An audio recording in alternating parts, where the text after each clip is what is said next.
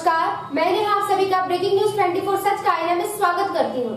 जनपद बलिया के बांसडी विधानसभा अंतर्गत अकोली गांव में सुहेलदेव भारतीय समाज पार्टी के राष्ट्र प्रमुख महासचिव एवं उत्तर प्रदेश सरकार के पूर्व राज्य मंत्री डॉक्टर अरविंद राजभर जी देश के किसानों के समर्थन में सुभाषपा के गांव-गांव हल्ला बोल कार्यक्रम में अपने लोगों को संबोधित करते हुए कहा कि आज देश के किसानों के समर्थन में सुभाषपा ने तय किया था कि 5 फरवरी को 5000 गांव, उत्तर प्रदेश के 5000 गांव में हम लोगों ने जन चौपाल का माध्यम से कार्यक्रम करके हम देश और प्रदेश की सरकार को चेतावनी देना चाहते हैं कि अभी भी वक्त है, जो 3 काले कानून का अपने प्रस्ताव पास किया है उसको वापस ले ले, ताकि किसानों के हित में कोई कार्य हो सके। जिस वजह से आज देश के किसान आक्रोशित है, यह आक्रोश उनका खत्म हो और जल्द से जल्द धरना समाप्त हो। हमारे बलिया जनपद के संवाददाता माइकल भारद्वाज ने सुहेलदेव भारतीय समाज पार्टी के राष्ट्रीय प्रमुख महासचिव एवं उत्तर प्रदेश सरकार के पूर्व राज्य मंत्री डॉक्टर अरविंद राजभर से विशेष बात की। आइए सुनते हैं उन्होंने हमारे संवाददाता माइकल भारद्वाज से बात करते हुए क्या कुछ कहा।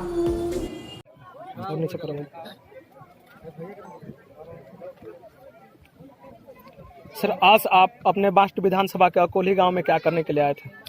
मैं अकोली ही नहीं, मैं बांसडी विधानसभा के 3 गांव में जाऊंगा। आज देश के किसानों के समर्थन में सुहेलदेव भारतीय समाज पार्टी ने तय किया था 5 फरवरी 5000 गांव। 5000 गांवों में हम लोगों ने जन चौपाल के माध्यम से कार्यक्रम करके और सोशल नेटवर्क के माध्यम से हम देश और प्रदेश की सरकार को चेतावनी देना चाहते हैं कि अभी भी वक्त है, जो 3 काले कानून आपने प्रस्ताव पास किया है उसको वापस लें, ताकि किसानों के हित में वो कार्य हो सकें, जो जिस वजह से आज देश के किसान आक्रोशित हैं, ये आक्रोश उनका खत्म हो और जल्द से जल्द धरना समाप्त हो। सर, भागीदारी संकल्प मोर्चा में का बा? भागीदारी संकल्प मोर्चा में 2022 में सरकार बा और 2022 में सरकार बना करके अच्छी शिक्षा, समान शिक्षा, अगर देश में बैंकों का राष्ट्रीयकरण हो सकता है तो उत्तर प्रदेश और देश में शिक्षा का राष्ट्रीयकरण होगा। सुहेलदेव भारतीय समाज पार्टी मानती है कि देश लोकतंत्र से, देश संविधान से चल रहा है और संविधान के थ्रू चुनाव होते हैं, जनता चुनाव करती है। ओम प्रकाश राजभर भागीदारी संकल्प मोर्चा का ये मानना है कि अगर देश संविधान से चल रहा है तो संविधान एक है तो शिक्षा भी एक होनी चाहिए। भारतीय संविधान के समानता के अधिकार के तहत अब अमीर और गरीब के बेटों को शिक्षा समान रूप से मिलना चाहिए।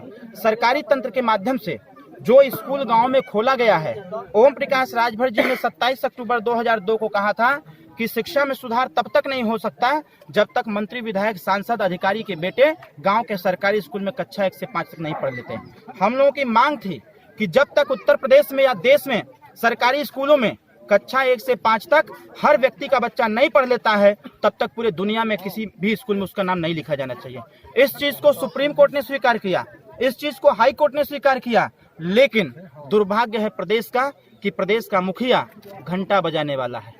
उसको शिक्षा से मतलब नहीं है, उसको रोजगार से मतलब नहीं है, उसको विकास से मतलब नहीं है, उसको सिर्फ और सिर्फ मतलब है जातिवाद से, धर्मवाद से और मंदिर और मस्जिद से मतलब है। उसको फैक्ट्री या कल कारखाने तो धंधे से मतलब नहीं है। सर, उत्तर प्रदेश के राजभरों का कहना है कि अगर आप खुशी खुशी हमारी जान मांगते तो हम आपको दे देते, लेकिन आपने तो भागीदारी संकल्प मोर्चा में ओवैसी को शामिल करके हमारी जागीर ही छीन लिया। ये तथाकथित लोगों के द्वारा कही हुई बातें स्वाभाविक तौर पर है कि सत्य सदा कड़वा होता है और सत्य की घूंट पीने में बड़ी मेहनत लगती है। और तथाकथित ऐसे लोग हैं जो लोग इस मैसेज को वायरल कर रहे हैं। अगर इस प्रकार की बात है, कहने वाले लोग हैं, तो जरा अपने गिरेबान में झांक करके देख लें कि जिस भी दल की राजनीति वो लोग कर रहे हैं, उस दल को जरा देखें कि जो वर्तमान सरकार देश और प्रदेश में है, वो सरकार, उस सरकार को या इस पार्टी को जब जम्मू और कश्मीर में सरकार बनानी थी तो वहां पर जो अलगाववाद की बात करती थी, खुले मंच से सदन के अंदर आतंकवाद को बढ़ावा देने की चर्चा जिस महिला ने करने का प्रयास किया, भारतीय जनता पार्टी के वर्तमान गृह मंत्री और वर्तमान रक्षा मंत्री और देश के वर्तमान प्रधानमंत्री महोदय जी उनके घर जाकर के डिनर करते हैं और गठबंधन करके सरकार बनाते हैं जिसका नाम महबूबा मुफ्ती है।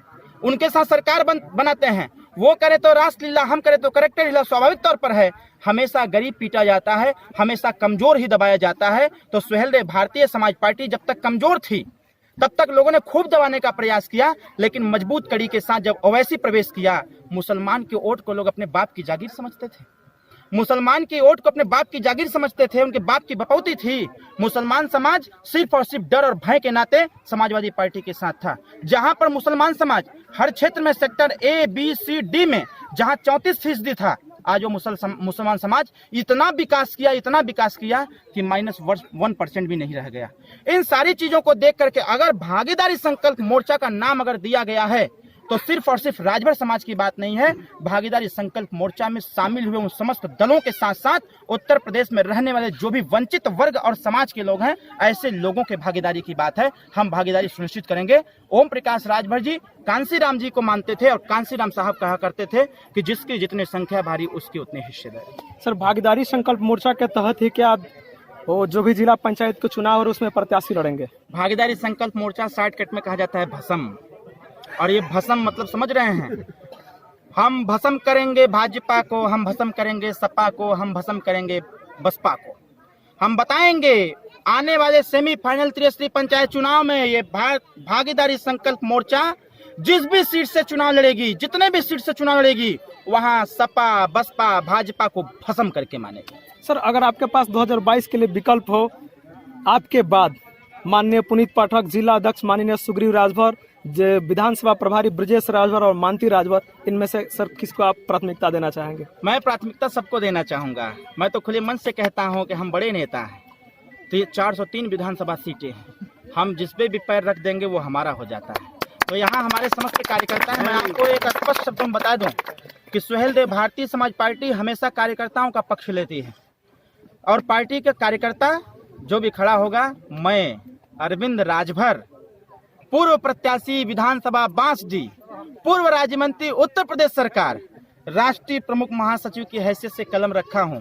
ये कलम उस व्यक्ति के ऊपर चल जाएगा जो पार्टी का कार्यकर्ता ईमानदार और निष्ठावान होगा। सर, आखिरी सवाल आपसे। आज उत्तर प्रदेश के लगभग 5000 गाँव में आपके कार्यकर्ताओं की मीटिंग चल रही है। आप हर जगह आप भी मीटिंग ले रहे हैं, पार्टी के तमाम वरिष्ठ नेता मीटिंग ले रहे हैं। क्या मैसेज देना चाहते हैं आप पूरे हिंदुस्तान को? मैं मैसेज यही देना चाहता हूं कि वक्त बहुत कम है, वक्त बहुत कम है, जितना दम हो लगा दो। कुछ को मैं जगाता हूं, कुछ को आप जगा दो। इस भारतीय झूठ पार्टी की सरकार को नस्ते नाबूद करने के लिए और सत्ता परिवर्तन ही नहीं, सत्ता परिवर्तन के साथ साथ देश और प्रदेश के व्यवस्था परिवर्तन के लिए आज 5000 गाँव में अभी ये ट्रेलर है। पिक्चर दिखाएंगे हम। अभी ये ट्रेलर था मात्र 5000 गाँव का, अभी पिक्चर पूरी बाकी है मेरे दोस्त। बहुत बहुत धन्यवाद सर। मैं माइकल भारद्वाज, ब्रेकिंग न्यूज 24 सच का आईने से जनपद बलिया संवाददाता। सच सदा कड़वा होता है। आप हमारे सभी खबरों को लगातार देखते रहने के लिए हमारे इस YouTube चैनल को लाइक एवं सब्सक्राइब जरूर करें। बेल बटन को क्लिक करना ना भूलें। धन्यवाद।